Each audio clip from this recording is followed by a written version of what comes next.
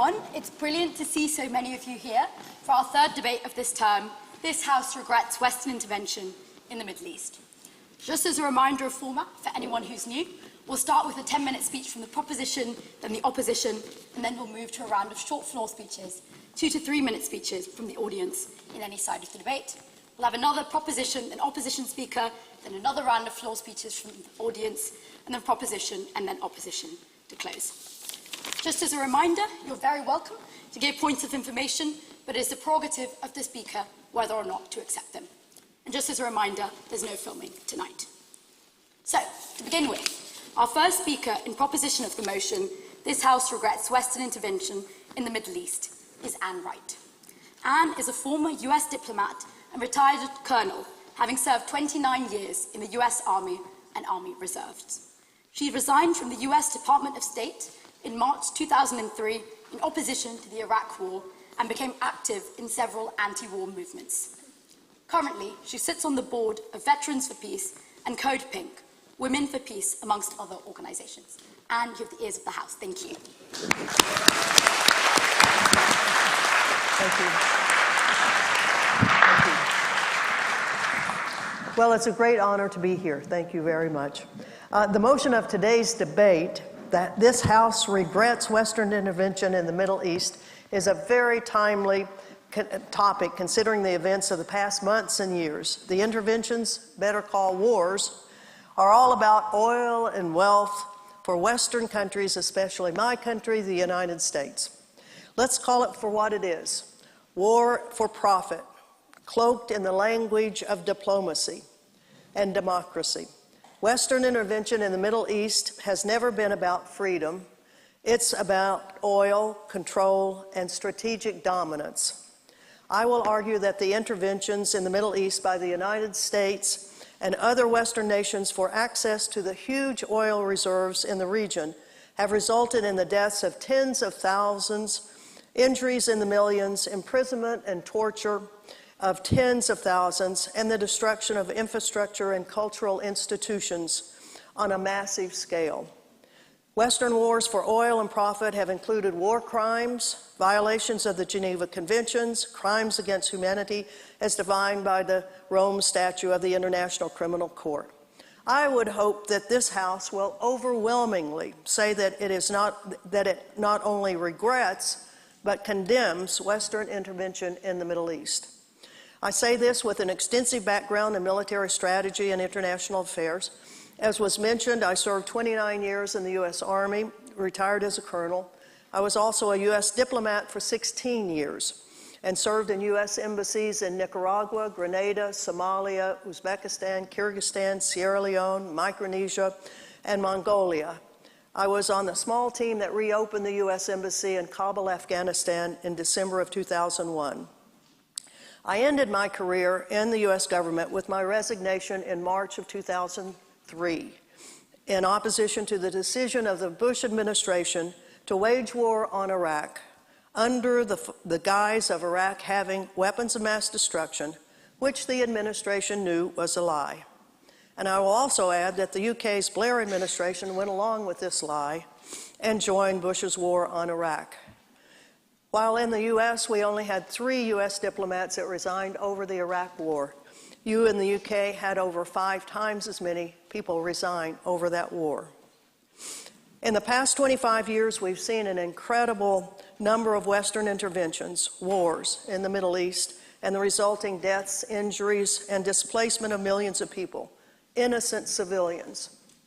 According to the Watson Institute for Public Affairs of Brown University in the United States, at least 940,000 people have been killed by direct war violence in Iraq, Afghanistan, Syria, Yemen, and Pakistan. I think that's a low number, actually. In Iraq alone, an estimated 500,000 deaths occurred due to war-related causes. The figure does not include the more than 55,000 Palestinians, including over 14,000 children that have been killed in the ongoing genocide in Gaza. Over 100 were killed today.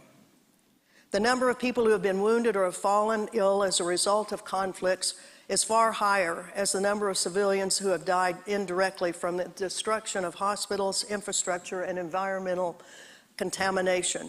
Just yesterday, Israeli military forces again went into hospitals in Gaza to continue their destruction and kill patients in their beds. The United States continues to supply all types of weaponry to the Israeli government as the slaughter of innocent civilians escalates.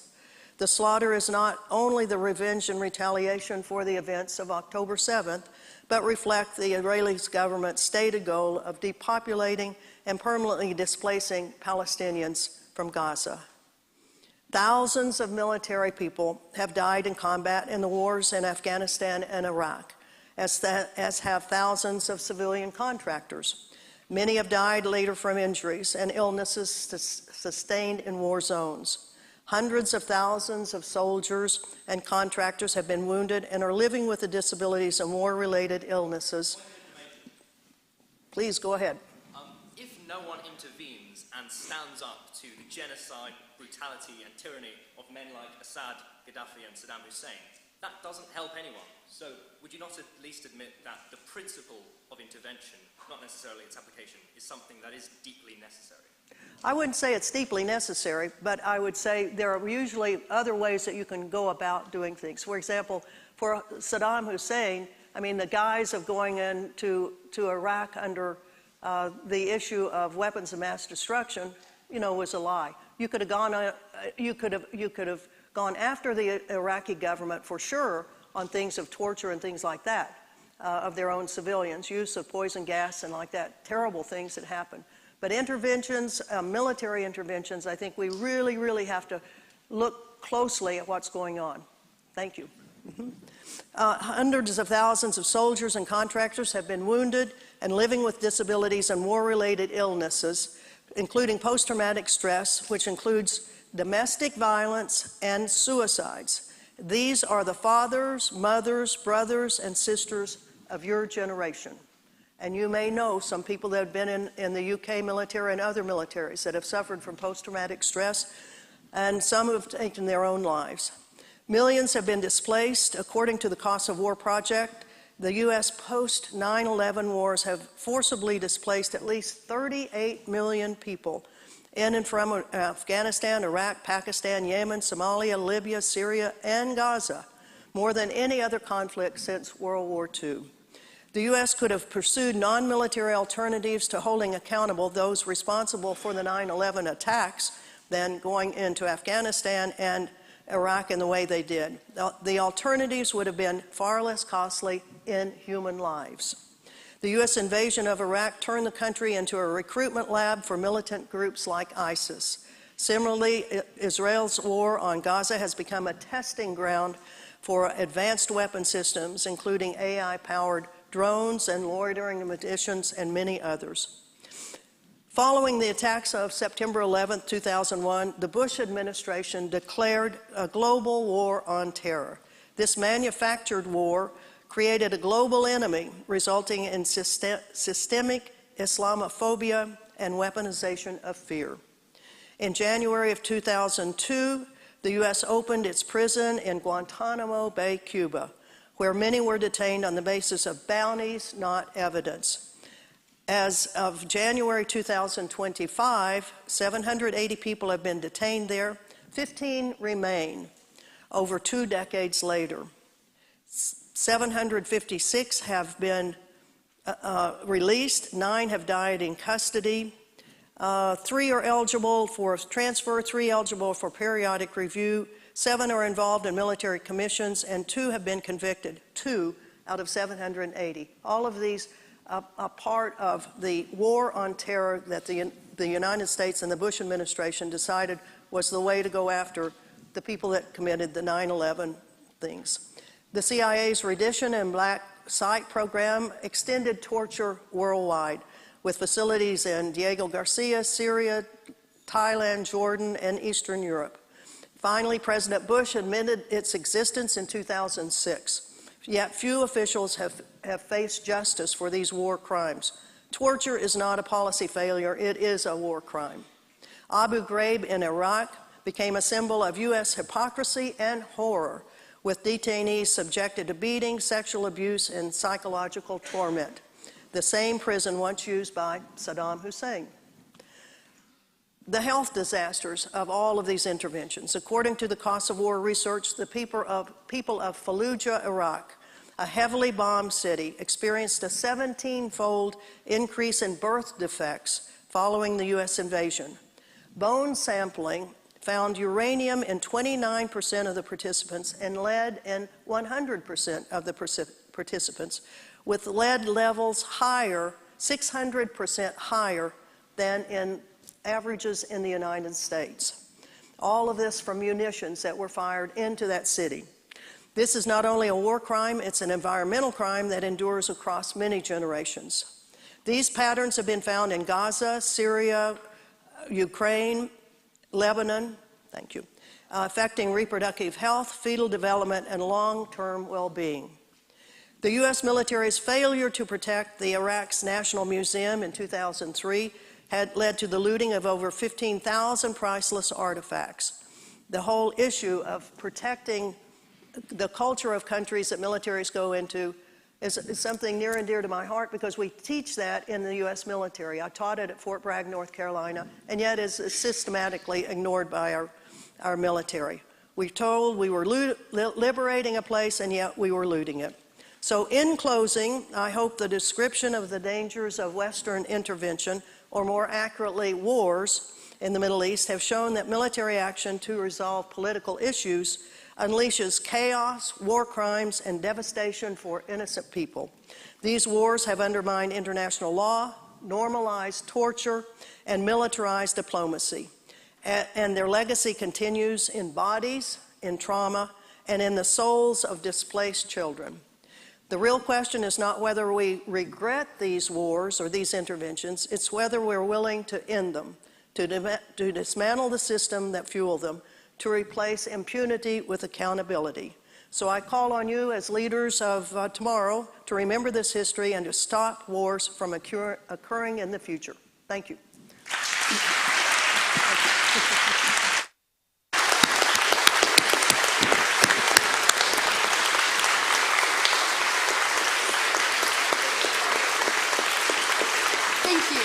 Our first speaker in opposition of the motion is Dr. Louise Kettle. Dr. Kettle is an assistant professor at the University of Nottingham and an expert in British foreign and security policy, focusing on the Middle East. Her expertise has led her to regularly advise governments and the military.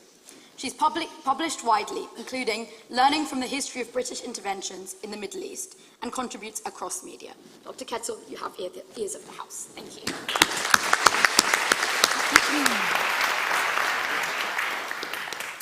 Thank you very much for having me. Today I stand firmly in opposition to the ideas that Western intervention in the Middle East is something that should be regretted, and hope to persuade you of the same. The proposition has already made clear that no geopolitical engagements, and certainly no military interventions, are without their complexities, their criticisms, their faults, and in some cases have indeed been complete disasters with terrible fallout. But it is far too binary and simplistic to reduce all Western intervention to the realm of regret. And military intervention is not the only form of intervention in this region. Indeed, the record of Western involvement in the region has also littered with positive outcomes and interventions that, despite their imperfections, have often provided a counterweight to tyranny, to terrorism, and instability. On that point, which?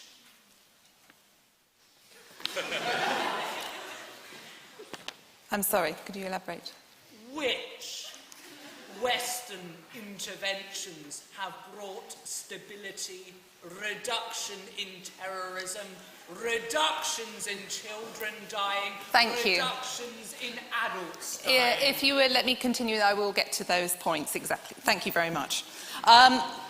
Therefore, to argue that the Middle East would be better off without Western involvement not only wanders into the risky world of counterfactuals and parallel universes, but also ignores history, dismisses progress, and proposes the abandonment of populations in times of need.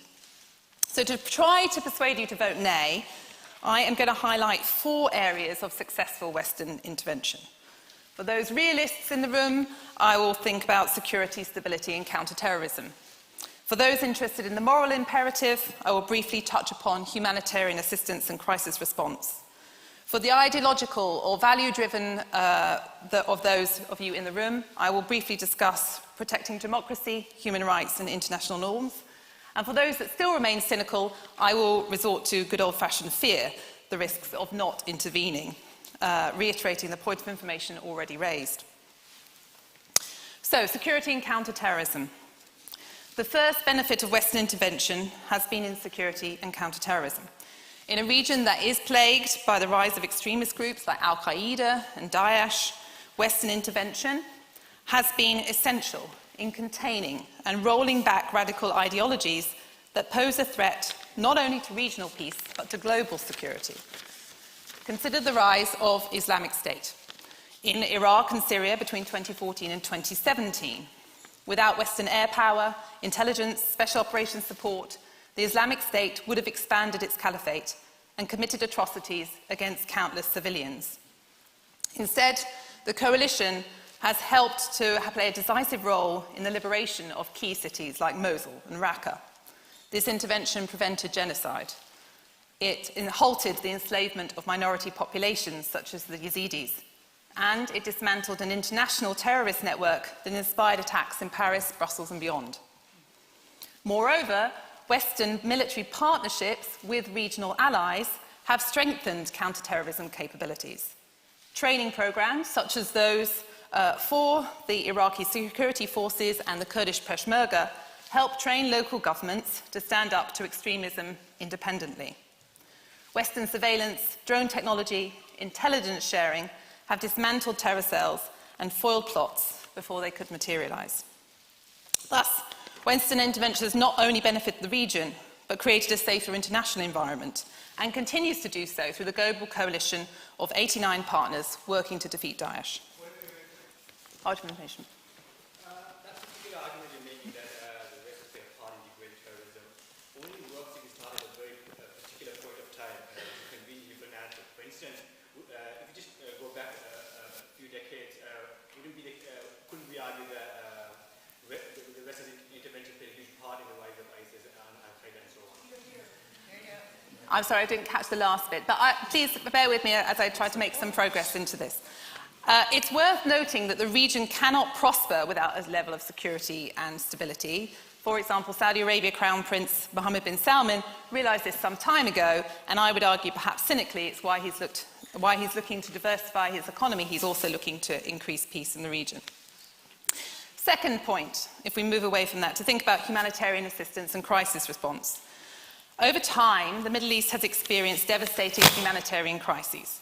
Critics may argue that Western actions sometimes contribute to this displacement, which is true, but it does also not negate existence of civil wars, authoritarian regimes, internal sectarian divisions, and natural disasters that also cause challenges, and where Western intervention has been a lifeline for millions.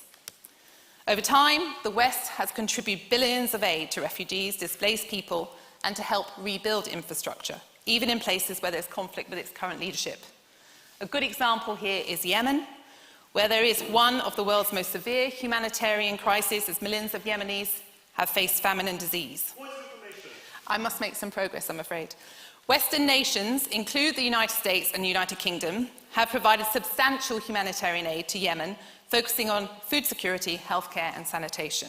And Western organisations such as USAID, the International Rescue Committee, Médecins Sans Frontières, and countless NGOs funded by Western nations provide essential healthcare, education, and emergency response services in countries like Yemen, Lebanon, and Palestine.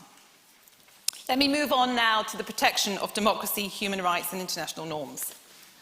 While Western efforts to promote democracy in the Middle East have certainly had mixed results, to underestimate it, they remain an essential force for good in challenging authoritarianism, advocating human rights, and protecting international norms.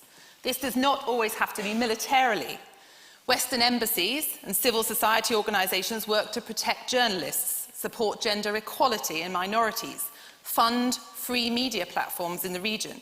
They provide scholarships for students, training for human rights defenders, platforms for political dialogue.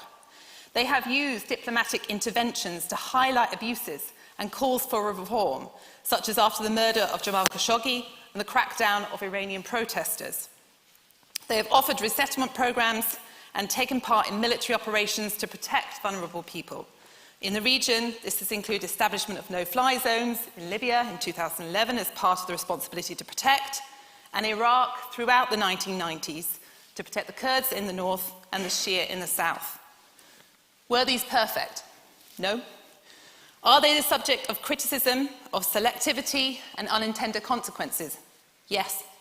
Are there lessons to be learnt? 100%. Many sobering lessons. But these are not arguments against intervention itself, but rather arguments for better intervention. More thoughtful, more thoughtful planning, more local engagement, and clearer post-conflict strategies. Moreover, what is the alternative? The alternative is non-intervention. We are probably all aware of the disastrous consequences of the frequently referenced impact of non-intervention in Rwanda in 1994, where genocide was watched by the West from afar. But non-intervention has led to significant civilian suffering in places in the Middle East too. In Syria, Western hesitation in the early years of the Arab Spring allowed the Assad regime to use chemical weapons and arguably led to hundreds of thousands of deaths and millions displaced. The destabilization has a huge knock-on effect on the wider region as refugees flood into Iraq, Turkey and Lebanon.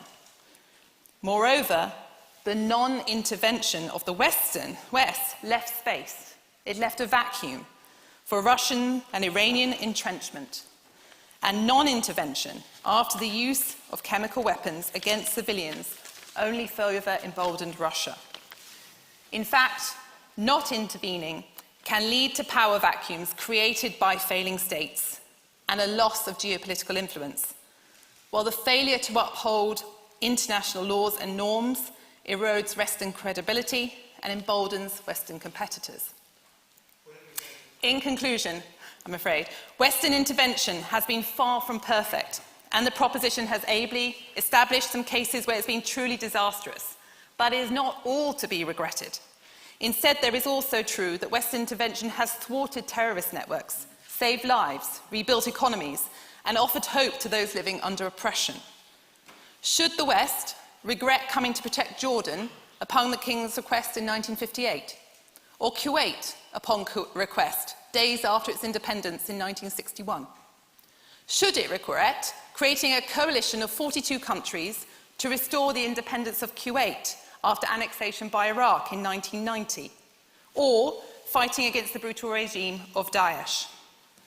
Should it regret trying to alleviate famine in Yemen, or funding development projects to support small business development, job creation, women's economic empowerment in Jordan? Should it regret initiatives to improve Egypt's agricultural productivity or healthcare infrastructure projects in Palestine and Lebanon? Should it say and do nothing over the murder of a journalist or the killing of non-violent protesters? My answer to all of these would be no, and my question to you is, what would have happened if there had been no intervention at all? The people of the Middle East deserve engagement, support and solidarity from the international community, and especially when they ask for it.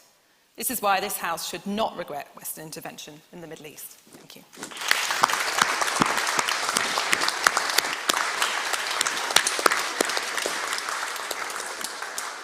Thank you. We're going to move to a round of floor speeches from the audience. As a reminder, tonight's floor speech prize is a Dostoevsky book set, just so you know. Is anyone interested in giving a short floor speech, 2 to 3 minutes, in proposition in favour of the motion? Over there, please. Name and college. Thank you. Farron Smith, Selwyn.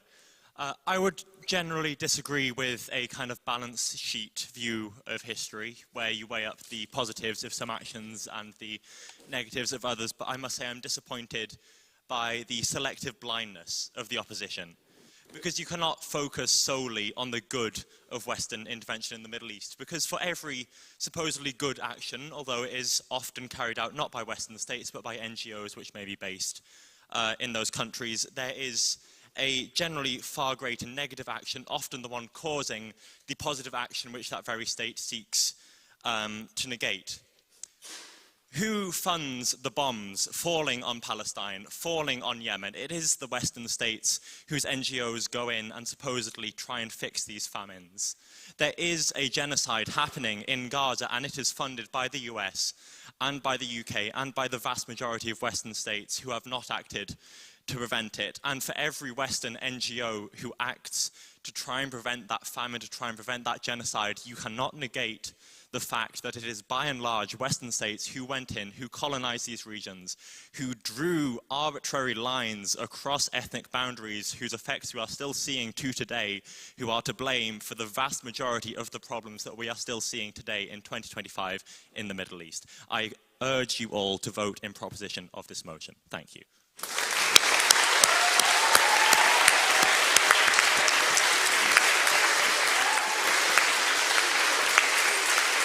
Thank you. Would anyone like to give a floor speech in abstention of the motion? In abstention? Yes, over there, name and college, please.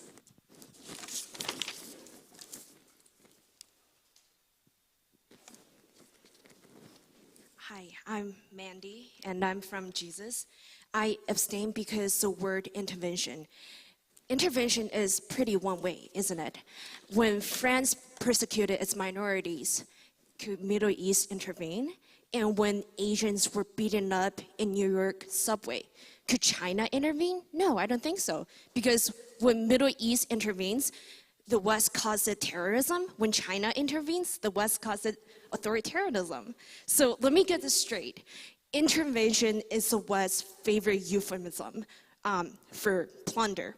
For example, in 1860, when the British and French commanders assaulted Beijing, they branded the assault as a foreign intervention. But in reality, what they did was they burned the Summer Palace, they looted from Beijing, and they raped my ancestors. And today, the West is using the very same word intervention to justify the bombs that falls on Gaza. So I think for centuries, we're told two fictions. The first fiction is that somehow Arab and Muslim societies, they're wired for violence and autocracy. And the second fiction is that the United States rising as this indispensable good power that promotes human rights and democracy. But the reality really says otherwise. And I think it's such a shame that the West still gains its strength and identity by setting itself against the East as a superior self. And that's what Edward Said calls Orientalism. So I think it's really hypocrisy that we're learning humanitarianism in Western classroom, but the US is violating human rights in Gaza because they're basically the major provider of military aid for Israel. And I think it's hypocrisy that we're taught self-determination is a universal human right. But at the same time, the very governments and printing those ideals in textbooks, they're loading the planes that bomb Gaza and violating the self-determination of Gaza's citizens. And I think it's hypocrisy that the opposition, they're claiming humanitarianism, but they're actually giving up the very last resort of humanity, which is empathy. Thank you.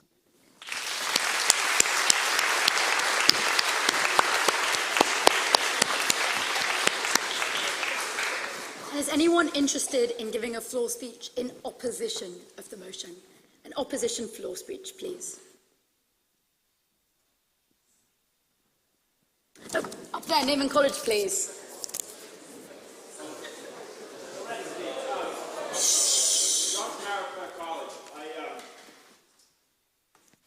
I just want to address one principal criticism. Well, first, actually, I'll give you another one.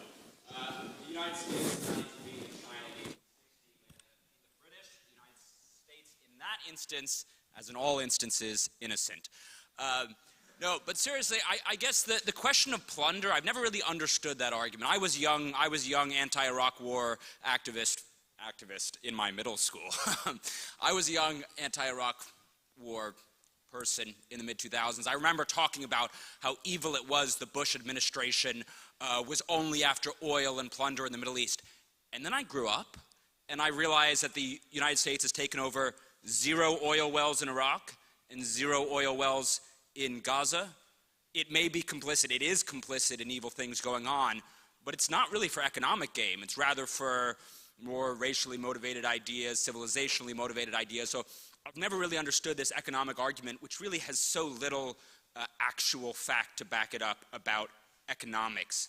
We go into, Israel, for instance, this alliance, which we've talked about already quite a good deal. Love this alliance, hate this alliance. It's not particularly in America's economic influence to piss off 300 million people in the Middle East, 300 million citizens of Arab nations in the interest of this one 7 million population country.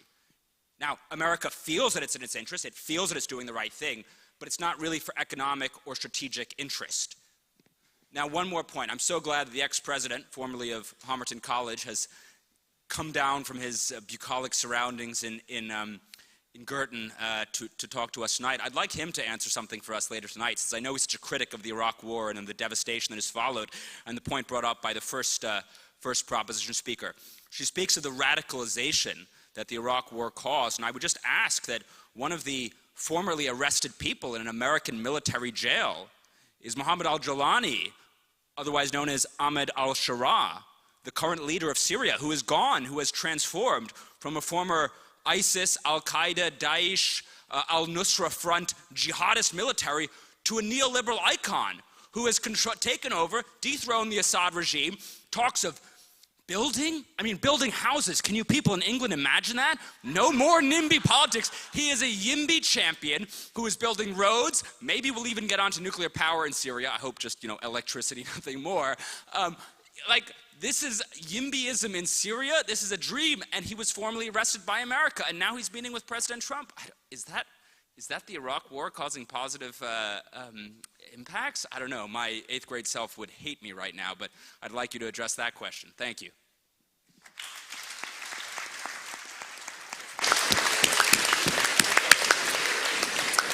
Thank you. We're going to move back to our round of paper speakers. Our second paper speaker in proposition of the motion is Jaina Ati. Jaina is a third-year undergraduate student reading education at Homerton College. You have the ears of the House. Thank you.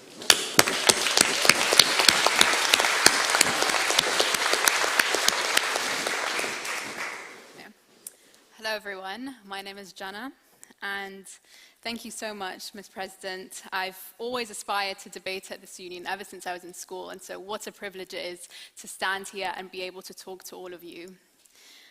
I'm Egyptian. Home is pyramids, crazy traffic, and amazing ancient artifacts, most of which you can find just 20 minutes away. More importantly, Egypt is the heart of the Middle East, a beautiful region, culturally, historically, religiously. But unfortunately, every single one of my borders has been destabilized, at least in part, because of Western intervention. Now, I begin this story with Egypt's western border, Libya, a country the UK first befriended for oil, then bombed for PR, and finally ghosted when things got complicated.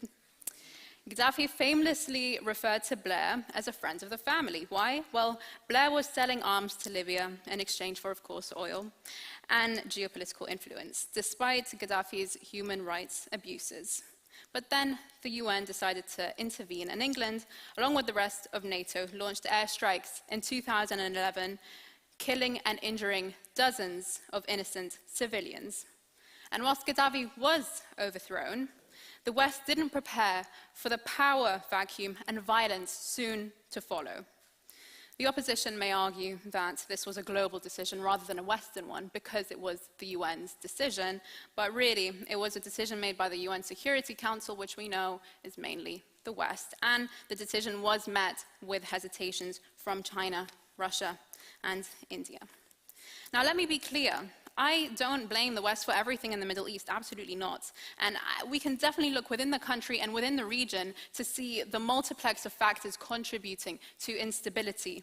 But without a doubt, Western interventionism in Libya was regrettable, because look at where we are 14 years later. Libya is a country still marred in violence, a fractured nation with no clear plan for the future. And now to move south of Egypt to Sudan, where again there is suffering. Rich in resources, it became a site of proxy politics. And the West had a role in pushing to integrate the Sudanese armed forces with the RSF, militias known for atrocity crimes. However, I completely recognize, especially in the case of Sudan, it is a civil conflict. And again, I do not assign complete blame to the West. And now, the border we've all been waiting for, Palestine, to the east, and what a harrowingly perfect day to talk about it, being Nakba Day, commemorating the catastrophe that led to the expulsion of 700,000 Palestinians from their own homes in 1948, the year where Palestinians lost most of their land. All of which wouldn't have been possible without the West, starting with the Balfour Declaration created by no other than Balfour, an alumnus of this very university, declaring Palestine a land with no people for a people with no land. Ironically, he studied moral sciences and, unsurprisingly, at Trinity. Yes! Okay. And until now, Western intervention is funding these atrocities. The US accounted for 69% of Israel's imports of major conventional arms between 2019 and 2023. And since October the 7th, over 50,000 Palestinians have been killed. Western intervention has allowed this brutal settler colonialism. And since taking office, the Trump administration has approved nearly $12 billion in major foreign military sales to Israel. And what unites all of this? It's Orientalist thinking, as someone on the floor mentioned. The West paints the Middle East and the West in reductionist binaries, America as advanced, rational, and rescuing, Arabs as tribal, irrational, and unfit for self-rule. And it goes back to the colonial era, all the way back to Sykes-Picot. And you see this everywhere in news networks. Mehdi Hassan recently noted that not a single Sunday show in the US has mentioned that Palestinians are now literally starving. You see it in the media. You know, if you've watched Prison Break, when they go to the Middle East and all of a sudden everything turns yellow, everything's hazy, and the random banjo starts playing. And none of this is new.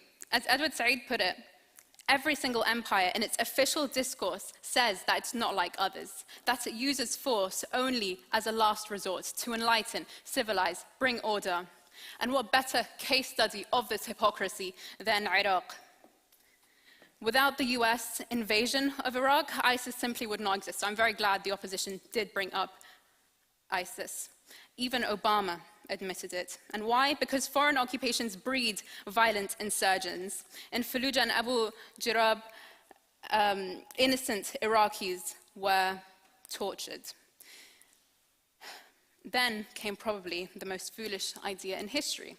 The US disbanded the Iraqi army, leaving 500,000 angry, unemployed, trained ex-soldiers roaming the streets.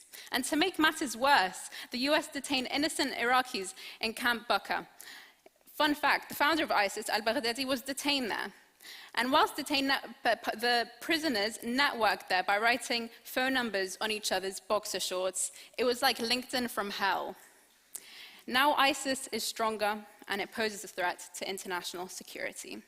And if all of that isn't enough reason to regret Western intervention, remember this: 200,000 Iraqis died in a war that never needed to happen.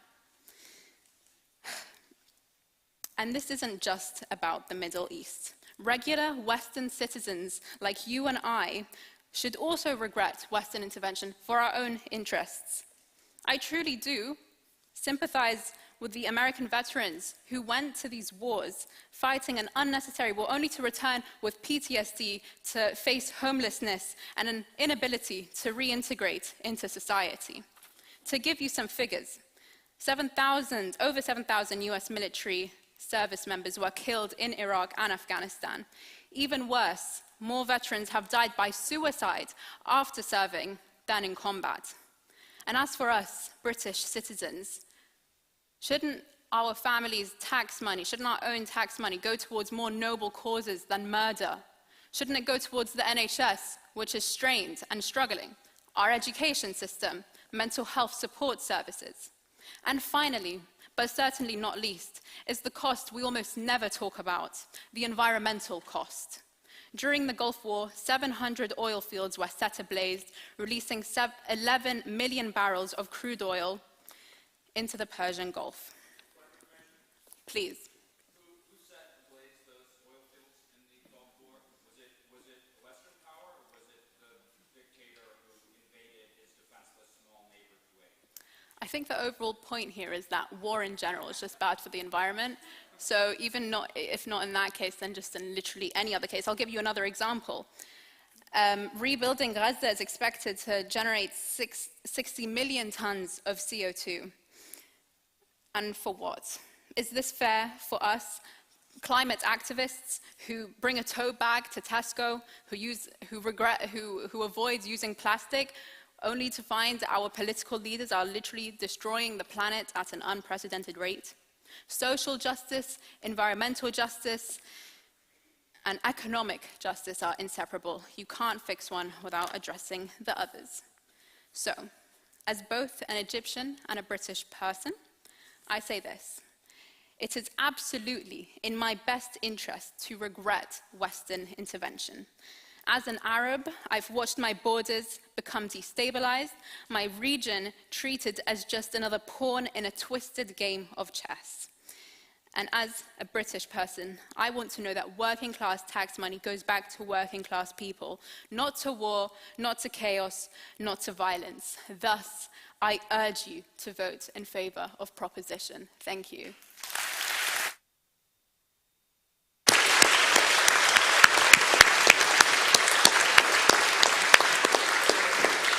Thank you. Our second speaker in opposition of the motion is Tal Cohen. Tal is a second-year undergraduate student reading history and politics at Wilson College. Tal, you have the ears of the House. Thank you.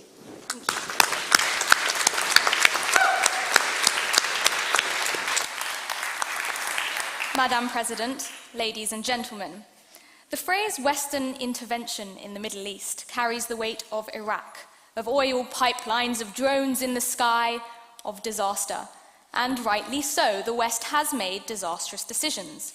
But this motion doesn't ask whether the West has always intervened wisely. It asks whether the West should regret intervening at all, whether the very idea of Western intervention is inherently wrong. That, ladies and gentlemen, is a much more dangerous proposition. Because if we vote for this motion, if we say that the West, by virtue of its history, its geography, its sins, should never act again, then we're not just condemning the past, but we're making a decision about the future. We are saying that when people are slaughtered, when dictators unleash chemical weapons, when civilians are starved into submission, the West must simply watch. Not because it cannot help, but because it's decided that it shouldn't. We seem to be living in an age of historical self-flagellation, where every Western intervention is presumed guilty until proven innocent. Now, there's a bitter irony here. Parts of the left, once the fierce advocates for international solidarity, have drifted into a strange, isolationist cul-de-sac, parroting the language of reactionaries while cloaking themselves in the vocabulary of post-colonial guilt. They howl at the West for intervening in conflicts abroad. Yes? You say all those things about the times that the West is caused, but what should the rest of the world do when the US does it? I mean, I'll get into it. Again, as I said, the West isn't perfect, it's made mistakes. That doesn't mean we shouldn't improve. And it also doesn't give everyone else a free pass to could just do atrocities all the time. As I was saying, they howl at the West for intervening in conflicts abroad, decrying it as neo-imperialism, but offer no serious alternatives when actual lives hang in the balance. Let's begin with a simple case. It's August 2014. ISIL has overrun northern Iraq. Thousands of Yazidis, men, women, and children are trapped on Mount Sinjar, surrounded, starving, facing extermination. The Iraqi army has collapsed. The UN is impotent. No surprises there. Regional powers are watching from the sidelines. And then the West intervenes. US airstrikes halt the ISIL advance. British aid drops keep people alive.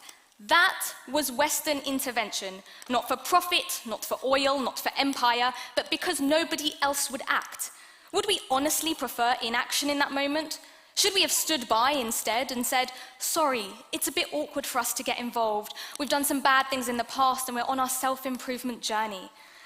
To reject that action on principle would be to condemn thousands to death for the sake of ideological purity. There's this growing impulse, not just in our generation, but predominantly in our generation, a kind of inherited shame to apologize for the wrongdoings of generations before us, to denounce our past as irredeemably tainted, as if the sins of our ancestors leave an indelible stain. Just last week here at the Union, a member of the audience declared that Britain had nothing to be proud of about her history because our history is, and I quote, shit. This is a child's view of morality. It's a demand for perfection where none can exist. Nations, like people, have their moments of cruelty, their catastrophic failures, their unforgivable wrongs. But we don't judge a person solely by the mistakes they made in their youth, nor do we reduce a lifetime to its lowest moments. We judge them by the totality of their actions, by their capacity for self-correction. To reject Western intervention on the basis of past sins is to demand moral purity at the cost of moral action. And that's a self-indulgent luxury we simply cannot afford in a world where tyrants still gas children and fanatics still enslave women. This debate isn't about Western ego. It's about what happens when no one else will intervene. Because here's the uncomfortable truth. In a world where global institutions are weak and regional powers are often complicit, the West is frequently the only force capable of responding to atrocities at scale. And no, that's not some Western exceptionalist fantasy. Yes. Why does the West not intervene in Palestine? Oh, I'm going to get to that, don't worry. The legal and moral framework for intervention is global. States are sovereign, but sovereignty is not a blank check. It ends when mass atrocity begins. That's not my opinion, it's the logic behind the UN's responsibility to protect, which was adopted by 191 countries in 2005. That's not just the West, that's nearly every nation on Earth. The difference is that the West, for better or worse, is often the only bloc powerful enough to actually do anything. The world agreed. When a state fails to protect its own people, or worse, becomes the threat, intervention is justified. So, like the gentleman here said, when Bashar al-Assad gasses his own civilians in Ghouta, when Saddam Hussein drops chemical weapons on the Kurds in Halabja, when Gaddafi promises to cleanse Benghazi house by house, do we really regret getting involved? Would we rather let those dictators proceed unopposed? Should we just light a candle and draft another UN resolution? I'm going to carry on, thank you. Of course, the West has misjudged how to intervene. Iraq was a disaster, a masterclass in how not to intervene. Western policymakers walked into Baghdad with no plan, no legitimacy, no understanding of the region or the religious divides and centuries-old grudges they were stepping into. Hang on. There we go. But the fact that the West sometimes misjudges how to intervene doesn't mean it has no right to intervene at all. Regret the mistakes, yes, but regret the principle of intervention itself? No, we learn, no thank you, we reform, we intervene better, not never. And on that note, this idea that Western morals are subjective and that therefore to intervene cannot possibly be the objectively right thing to do is ludicrous. It's not a Western perspective to say that chemical warfare is wrong, that slavery is wrong, that public lashings, forced veiling and gender apartheid are wrong. These are not cultural quirks, and they are not alternatives to liberal democracy, they are abuses. The idea that we should stay silent in the face of them because we might appear culturally insensitive is not principled. And no thank you. And yes, the West has failed to live up to its own standards. Yes, it has been hypocritical. But hypocrisy is not proof that the principle is wrong. It's proof that we've fallen short of it. Better a hypocrite with values than a cynic with none. Let's talk about Gaza, because everyone else seems to have something to say. We've seen the protests, thousands of people marching, demanding an end to what they call a genocide, demanding that the West Intervene. By withdrawing support, by exerting pressure, by stepping in. Now wait a minute. You say the West has no right to intervene, but when it doesn't intervene in the way that you like, you accuse it of betrayal? Where were these voices when hundreds of thousands of Syrians were slaughtered by their own regime, when the Iranian regime shot teenagers in the street, when Saudi Arabia bombed weddings in Yemen? If you're out... Yes? Where's that come from? This is actually me this time. I mean, those same activists were out on the streets demanding that Western countries stop funding Saudi Arabia. To pull away support isn't the same type of intervention that we're talking about. It's entirely different worlds. But you don't just want to pull...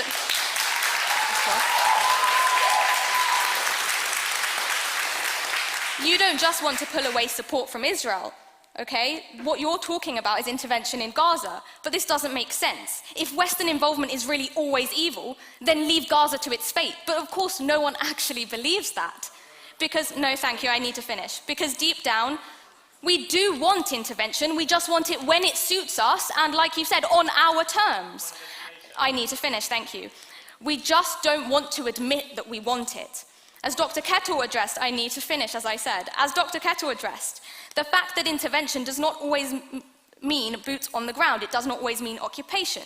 It does not always mean invasion or regime change. I need to finish, thank you. It can mean humanitarian aid. It can mean sanctions. It can mean airlifting civilians, training local forces, enforcing no-fly zones. It can mean doing just enough to stop atrocity and give people a chance to breathe. And that, ultimately, is what this debate comes down to. Not whether the West has always done good, it hasn't. Not whether the West always intervenes for the right reasons, it doesn't. But whether in a broken world, where the cost of inaction can be hundreds of thousands of lives, the West has the right, and I would argue the responsibility, to try. Because I say that if we abandon that right, we abandon the people who depend on it. If we say the West must never intervene, then we say to the next Yazidis, the next Syrians, the current girls under Taliban rule, your suffering is not our problem, while we debate moral relativism in comfortable rooms. Oppose this motion. Thank you.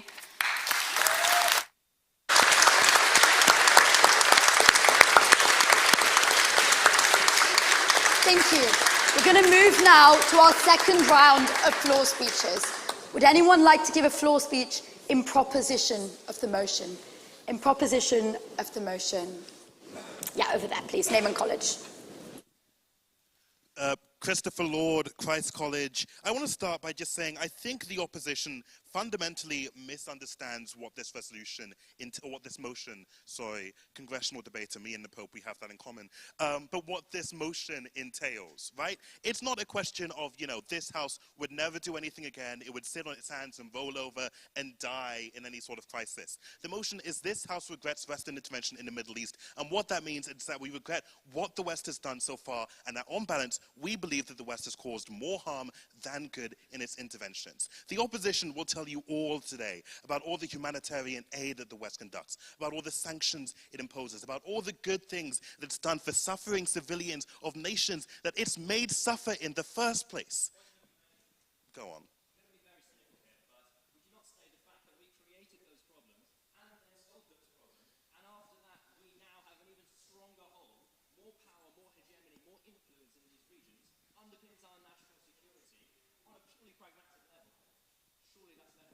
Dude, what the fuck? Sorry.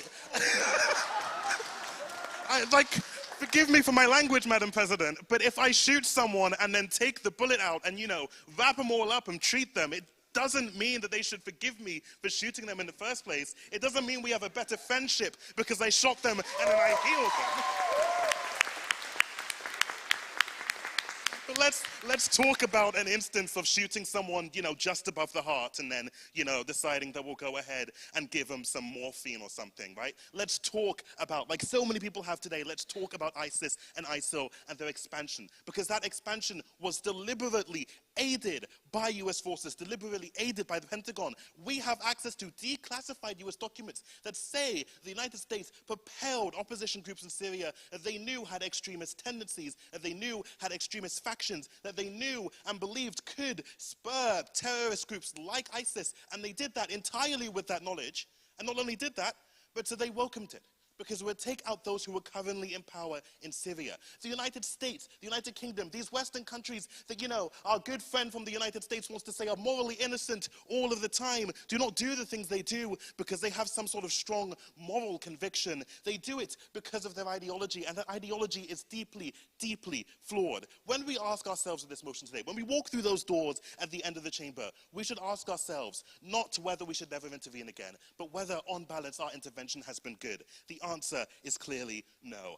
I consider myself a left YIMBY, so to speak, but the torture, death, and permanent scarring of so many lives, including those born after the Iraq war started, is not worth it for a few fucking houses more built in Syria. Let's be serious tonight. Let's ask ourselves, on balance, has Western intervention across the globe, and especially in the Middle East, does anything good? I'm concluding, I'm sorry, Peter. Done anything good? Or, on balance, has it harmed people? I fear the answer is very obvious. Thank you.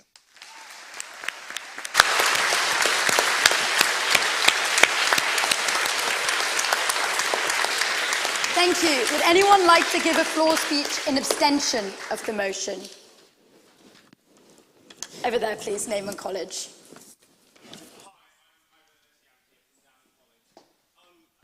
It's seldom the case that I tend to speak in a floor speech, but I had to break my own rule on this one occasion.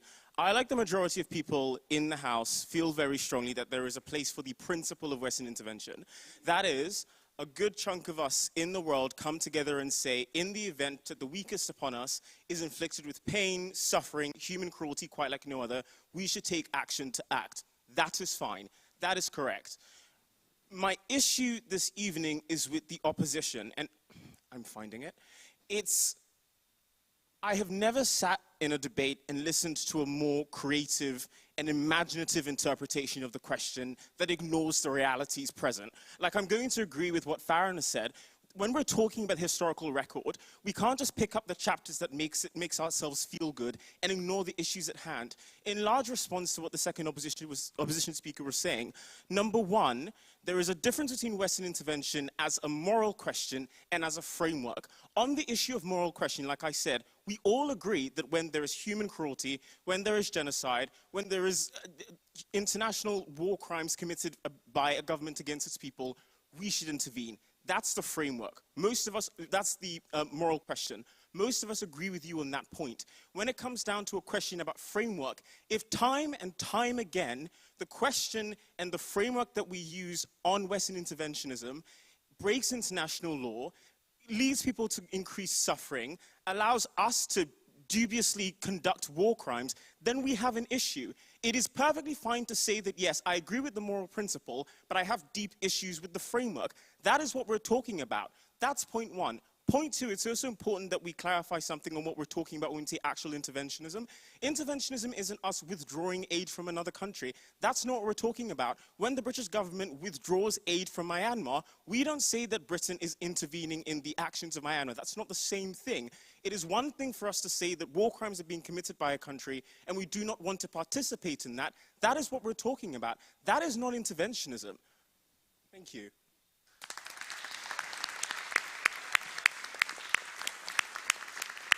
And finally, is anyone interested in giving a floor speech in opposition of the motion? Yes, over there, name and college, please. Thank you very much. Adam Herman, Downing College. There's a certain irony to this debate. While we sit here and squabble like children over whether we should hate ourselves or pat ourselves on the back, people across the globe, not just in the Middle East, are suffering from the consequences of both our actions and our lack thereof. It is the height of Western self-obsessionism to spend more time arguing about whether we were right than spending time discussing how we can make right by those that we have wronged and those who are suffering. Two wrongs don't make a right. Two things can be true at once. Both sides of a conflict can be reprehensible. Both can have points in their favour. This black and white imagery that the world, and indeed this debate, insists on, hides behind a wall of oversimplification to seat the points of ulterior motives. We need to stop virtue signalling and pretending that our point of view is absolute and morally superior. Before we pull the trigger, before we say we aren't going to do anything, we need to sit down and do what we're always going to have to do: talk. Sit down and talk not only with our friends, but more importantly, with our enemies. Decide how you want to build the world of tomorrow instead of squabbling over the world of the past.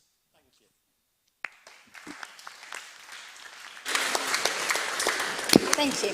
We're now going to move back to our final round of paper speakers. Our final speaker in proposition of the motion is Nick Davis. Nick is an MPhil student reading world history at Girton College. He was president of the Cambridge Union in Lent 2024 when he was an undergraduate student reading human, social and political sciences at Homerton College. Nick, you have the ears of the house. Thank you.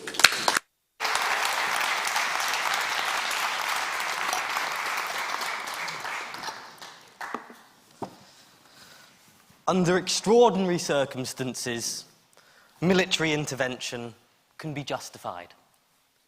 This is not the question before us tonight. The question is to whether military intervention in the Middle East, on the historical record, is something we should regret.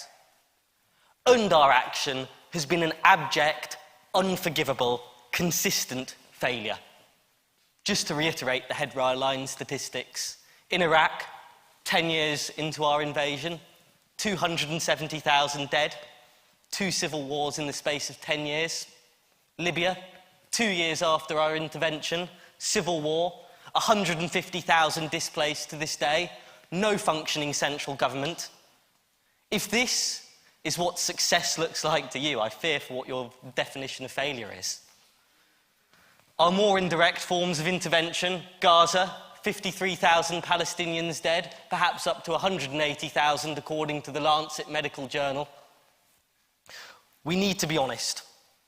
At this point, the opposition may accuse us of being hypocrites, which has been the implicit tone in the debate thus far, that whilst we denounce innocents killed, we're the ones who would endorse sitting by and letting dictators massacre with impunity. This is the charge before us, and this is the charge we need to face squarely.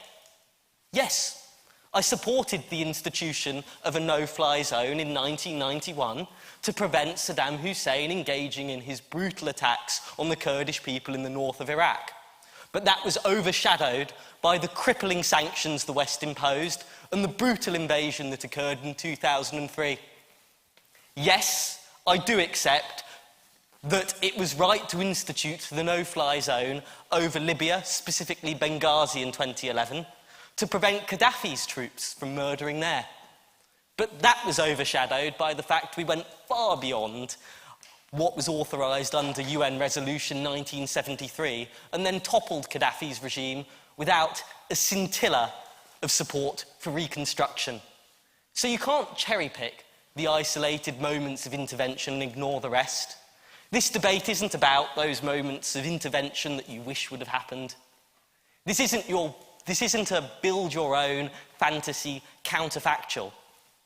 And the opposition who indulge in it sound an awful lot to me like old-style Soviet communists.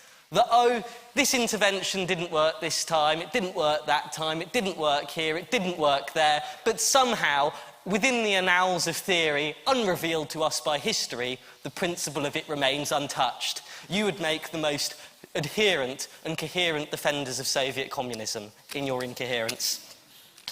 So the irony is that when we intervene, we end up mirroring a lot of the features of the regimes we seek to overthrow. Now, I'm an Iraq specialist, so I'm going to talk about Iraq. When we invaded Iraq, we instituted an American viceroy who had absolute dictatorial control. His way of governing Iraq was to round up 10,000 Iraqis without trial and imprison them. We outsourced the reconstruction of Iraq, 72% of it to American corporations who sucked the country dry of capital. Just to give you an illustration of how ruinous this was, let's take water. 60% of Iraqis had access to drinkable water on a regular basis before the invasion. That fell to 40% within 18 months. That was large in part because we outsourced it to a company called Bechtel, which profited massively from it. So we need to be honest that when we demand democracy from Iraq, after we instituted the conditions for a corrupt and kleptocratic state, we shouldn't be surprised it was as much of a disaster as it was because we made it so. And this is something which has distinct links in terms of a hostility of the West towards democratic and accountable institutions that we can trace in the recent age all the way back to the fact that a CIA coup overthrew Iran's only elected leader, Mohammad Mossadegh, in 1953, a decision with ruinous consequences to this day. So I agree with Tal and Dr. Kettle that to know massacre is happening and to look away is unforgivable. But what's more unforgivable is to put yourself in the position where you remove one set of killers and create the conditions that they thrived in. This is the reality of Iraq, and it is the reality of Libya. France aided the removal of Colonel Gaddafi, and a few years later ended up backing a little-known figure called Khalifa Haftar. Does it ring any bells? Khalifa Haftar? Anyone? This bloke's a real beauty. His forces dumped bodies in mass graves, launched repeated assaults against the internationally recognised capital of Libya, Tripoli, and the UN-backed government there, and he keeps company with such delightful groups such as Putin's Wagner. Stories like this really convince you the West went in for the right reasons in the first place, don't they? We arm more men with guns to ethnically cleanse and repress than we arm to stop such horrors. This hammers home a truth, that we're more responsible for the deaths we enable than the deaths we fail to prevent in a hypothetical intervention. This is an elementary logic of moral responsibility. And it's time to nail another lie of the night. The people who say, look, we can accept the Middle East is a tough neighbourhood and we can accept the fact that we can't bring human rights there, but at least we bring stability. And stability is of utility in and of itself. To me, this seems a bizarre argument of a particular flavour of delusion. We've had a lot of kind words said about Saudi Arabia this evening and their stabilising influence. Well, let me give you the example of Yemen. We, to the tune of tens of billions of dollars, funded a Saudi air war in Yemen, which led to the deaths of 340,000 people and blockaded the entire Yemen, and it blockaded part of the peninsula. And what did we get from it? The Houthis still control large swathes of Yemen. They're still able to disrupt large amounts of shipping in the Red Sea, as we've seen in the past 18 months. Moral catastrophe did not beget strategic victory. And more than that, what have the Saudis given us in return for the support that we've given them? They cut oil production in order to hike up energy prices and undermine our sanctions against Russia, doing so repeatedly. Their private charities fund Salafi extremism across the world. The Kingdom of Saudi Arabia is not a reliable ally, it is a rogue actor. And on that point, that brings me to perhaps the elephant in the room tonight, which is Gaza. We have given Netanyahu a blank cheque to take land in Syria, invade Lebanon, proclaim he'll conquer the Gaza Strip, now he's razed it to the ground in a genocidal assault. I don't know in what universe this looks like stability to you. To me it looks like a region driven to the brink of all-out war and catastrophe. Some in the foreign policy establishment say this wanton carnage can be justified because it weakens Iranian influence. And if you're worried about Iranian influence, you should fear Western intervention the most, because the biggest boon to Iranian influence in the 21st century was the occupation of Iraq itself. And let me explain this to you. Has anyone got a mic, by the way? A handheld? Cheers for that. The occupation of Iraq. And I'll tell you this. When we invaded Iraq, we empowered a corrupt, petty, and authoritarian man called Nouri al-Maliki. We helped him ascend to the top of Iraqi politics in 2006. Then the Obama administration kept him in power in 2010, even though he did not win an election. He told us he would extend the status of forces agreement, which would allow American troops to stay in Iraq. He told us he would reject Iranian influence, but what he did was integrate Iran's most favoured militiamen into to being the key players of government, all the whilst, as my side have well documented, enabling the rise of ISIS, alienating Sunni politicians and locking up people in mass arrests. If that sounds familiar, that's precisely because that's how we governed Iraq in 2003. So one last thing I want to say is this: we should not enhance reckless elites. Jonathan isn't the first gullible American to be taken advantage of by the wrong set of elites, by the way, and he's not going to be the last if this record's anything to go by.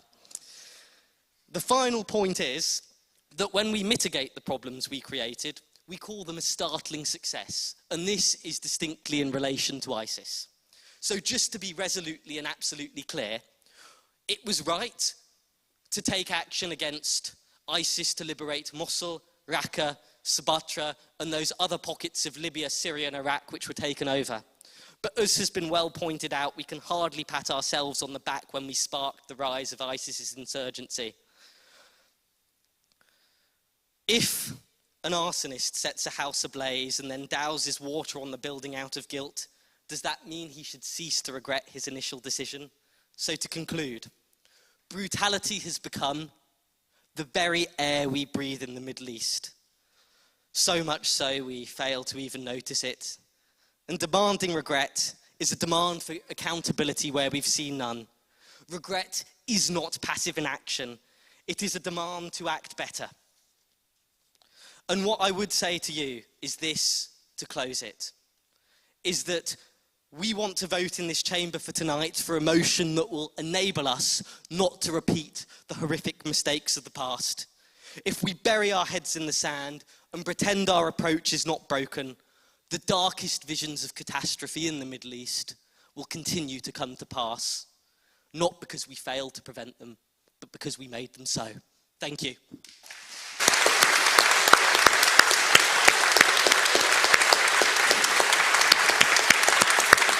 Thank you. We're going to move to our final speaker in opposition of the motion, Sir John Jenkins. Sir John is a former senior diplomat, having served as the British ambassador to Syria, Iraq, Libya, and Saudi Arabia. He was director for the Middle East and North Africa at the Foreign Office from 2007 to 2009 and took an active part in the Chilcot Iraq inquiry. He was a senior fellow at the Jackson Institute for Global Affairs and is currently an associate fellow at Chatham House. So John, you have the ears of the House. Thank you.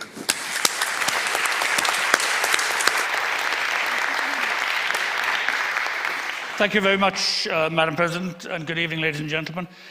Nick, it's good to see that you've learned from our conversations on Iraq. We should have some more.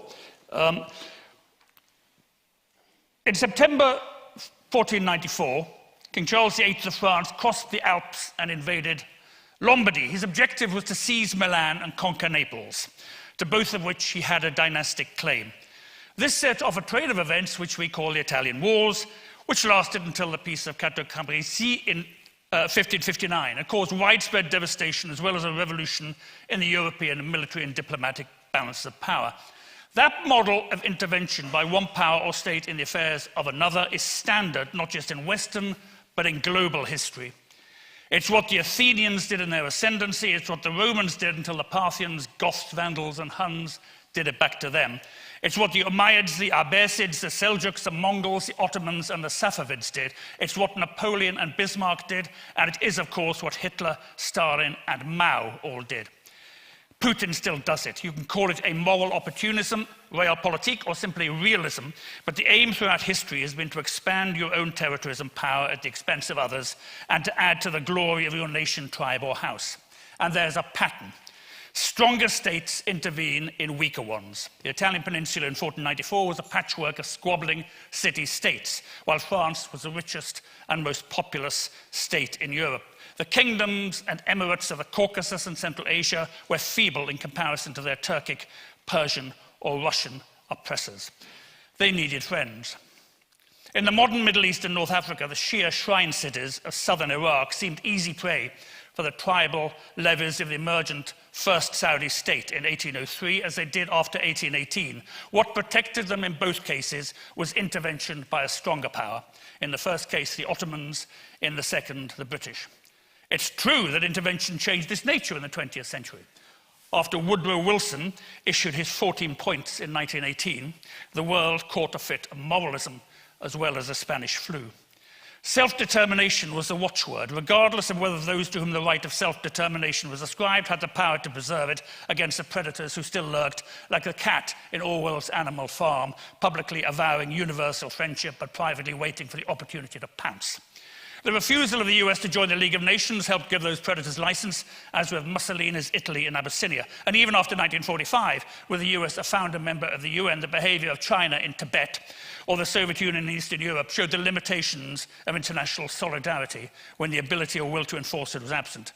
The problem is that while we may think we live in a Kantian world where universal moral rules apply equally to each of us, we actually still live in a Hobbesian one, where self-preservation is guaranteed only by the ability to deter others. And that has been the rule in the Middle East and North Africa since the establishment of the modern state system there in the early 1920s.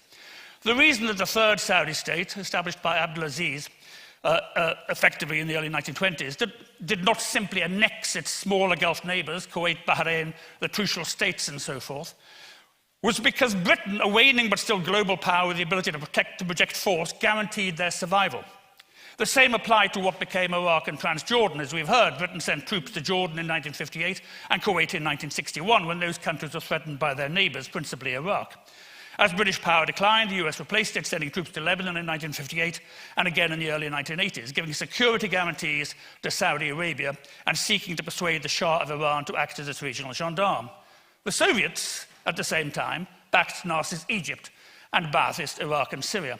The civil war in Lebanon, which broke out in 1975, like the Italian wars which Charles VIII sparked, was essentially a proxy conflict between external powers, all seeking advantage through conflict on the territory of a weak state.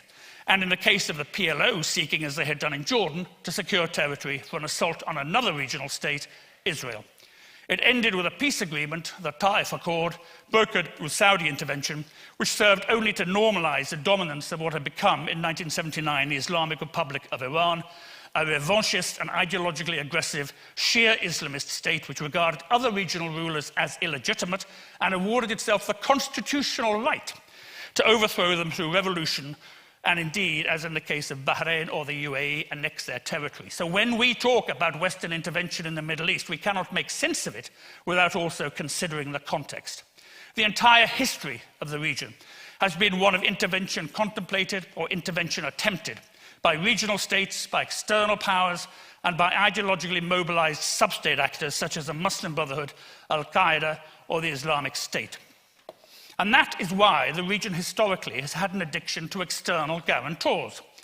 Because unlike Europe after 1648, or indeed 1815, there has never been a natural balance of power. And there has instead been intense ideological and economic competition for dominance between a wide variety of non-peer and sometimes highly authoritarian rival political systems. This was sometimes disguised. For example, the shotgun marriage of Egypt and Syria in 1958 presented as a natural step towards the achievement of pan-Arabism, but in reality, a cynical power grab by Gamal Abdel Nasser. And it was sometimes naked aggression, the invasion of Kuwait by Iraq in August 1990, for example. The United Arab Republic, as the Union of Egypt and Syria was known, collapsed under the weight of its own contradictions in 1961. But the independence of Kuwait, like that of the Trucial States in the 1950s, Oman during the Dhofar insurgency, or Jordan in 1970, was preserved by a very Western intervention. It was the US, the UK, and France who led the coalition to expel Saddam Hussein. Were those interventions regrettable? Most Kuwaitis and many Jordanians and Omanis beg to differ. After the liberation of Kuwait as a quid pro quo for Arab support, the US convened a conference in Madrid to resolve the Arab-Israel conflict. That led to the Oslo process, the most serious attempt to make Palestinian self-determination a cornerstone of a new regional order, again under US auspices, with 3 successive presidents devoting an inordinate amount of time to trying to resolve one of the thorniest challenges in contemporary diplomacy. It failed, but not for want of trying. And now the US, under both the Biden and the Trump administrations, have been blamed again for not doing enough to intervene in the latest iteration of this conflict. The British government too. And President Macron of France is hailed for performatively intervening to help Lebanon. Simply the latest episode in the comical French Levantine Imaginaire. So the problem clearly isn't intervention. It's the nature of that intervention. People love the sort of intervention that promotes something of which they approve and hate the opposite. Iraq 2003 is a primary bit of evidence for the latter, of course, and I know all the arguments. We've all read the books about the calamity, not just of the invasion itself, but the policy process that produced it, and the disastrous and bloody aftermath. I was an eyewitness to events from 2007 to 2011, after which, despairing of Iraqi politics, I moved to Libya and witnessed the failure of that intervention too. Both sprang from hubris. But the hubris was not that of classic, unsentimental imperialism. It arose from a sense that the West had a duty to dictate not simply a global political, but also a moral order. That in itself arose from the failures of the international system to protect human rights in the Great Lakes and the Balkans during the 1990s. It arose from frustration of the failure of Oslo to produce a more stable Middle Eastern order, predicated on justice for the Palestinians, and paradoxically, it arose from the success of the Anglo-Franco-American Operation Provide Comfort in 1991, which by protecting the Kurds of northern Iraq seemed to provide a model for the country as a whole. It didn't, and it's also true to say that history always brings in its revenges. In retrospect, we shall see Iraq as the moment that the post-World War II American hegemony ended. It cost well over $1 trillion. Together with Afghanistan, it severely eroded confidence in the competence of Western militaries and Western political leaders, and it brought to a screeching halt the emerging doctrine of a responsibility to protect, that is, vulnerable populations from their own governments that had emerged in the aftermath of the Balkan and Rwandan atrocities. That's why Obama refused to intervene in Syria in 2014 in spite of clear evidence of comparable atrocities carried out by the Assad regime. Instead, it enabled other counter-interventions, less Gladstonian in their high-mindedness, more effective in their execution, and certainly damaging to Western interests by Iran and Russia in Syria, parts of Africa, and to a lesser extent Lebanon, and by Turkey in northern Iraq and Syria. Regional states sought to balance these interventions with interventions of their own. They failed. And now, in the aftermath of the collapse of the Assad regime and the potential reordering of the Levant, they would like new interventions by the US in particular to guarantee that Syria is permanently removed from the Iranian orbit. President Trump seems to have obliged, up to a point, as we've just seen during his visit to Riyadh. But as he has also made absolutely clear, he is the least interventionist president for decades. Deals are in, democratic and rights advocacy out. US forces in Iraq and Syria, whose interventions were critical to the defeat of the Islamic State, are leaving to the private dismay even of anti-American Iraqi officials. USAID, the classically interventionist agency, is being eviscerated to universal liberal dismay, and Trump is unlikely to spend much diplomatic capital on Gaza. Interventionism never went away in the Middle East. It may have changed its nature, but it is the abiding condition of interstate relations. For 10 seconds. We may regret some of the ways in which the West has managed it in recent years, but this has not altered the demand for it in ways which regional actors see as helpful. Drawing that distinction has always been difficult.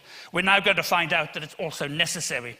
Because in the age of Trump, Musk, and Sam Altman, there are some forms of interventionism we're all going to miss. I urge you to reject this motion. Thank you.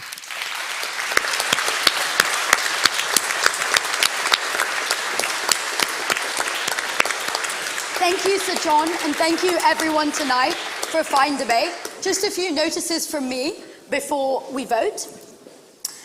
Firstly, remember to buy tickets for our Easter Garden Party, for which ticket sales are closing on the 21st of May, and also for our Eurovision Watch Party, which is happening on Saturday. In terms of upcoming events, on Saturday we also have YouTuber Ibs Mo speaking, and on Monday we have CEO of Newsweek, Dev Pragad speaking, and CEO of Turning Point USA, Charlie Kirk speaking. Next week we also have our debate on climate justice and economic growth, which is our final debate before quiet period, so we hope that you join us there. There's until when? We also have a stash drop, so make sure to buy your stash. The winner of the floor speech prize tonight is Chris from Christ, so congratulations, Chris, for your Dostoevsky book set.